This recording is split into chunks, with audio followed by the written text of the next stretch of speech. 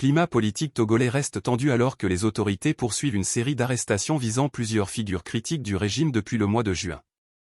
Face à cette situation, des organisations citoyennes prévoient de porter la crise politique à la tribune de l'Assemblée générale des Nations unies, dont la 80e session s'ouvre le 22 septembre à New York sous le thème « Mieux ensemble, 80 ans et plus pour la paix, le développement et les droits humains ». Le mouvement du 6 juin, M66, né en réaction à la réforme constitutionnelle controversée ayant renforcé les pouvoirs du président Faure Gnassingbé et supprimé la limitation des mandats, sera au cœur de cette démarche. Le mouvement dénonce ce qu'il considère comme un recul démocratique, alors que le chef de l'État cumule déjà 20 années à la tête du pays. Les manifestations de juin et juillet, organisées pour protester contre cette réforme, avaient été violemment réprimées, causant la mort d'au moins 7 personnes, dont des mineurs, selon des organisations de défense des droits humains. Le gouvernement nie toute responsabilité dans ces décès, évoquant des enquêtes toujours en cours mais sans suite concrète à ce jour.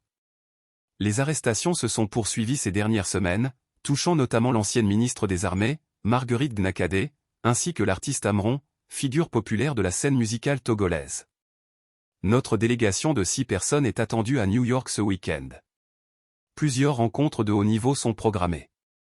C'est l'initiative citoyenne togolaise la plus importante auprès de l'ONU depuis 1956, a déclaré Dani Aïda, membre de la mission citoyenne. Cette démarche marque une nouvelle tentative de la société civile togolaise d'internationaliser la crise politique et de mobiliser la communauté internationale sur la situation des droits humains et de la démocratie dans le pays. Actualité éditoriale politique Société Togo. Post-navigation. Togo, l'ex-ministre de la Défense Marguerite Gnakadé placée sous mandat de dépôt. CAN 2025, les primes et la composition.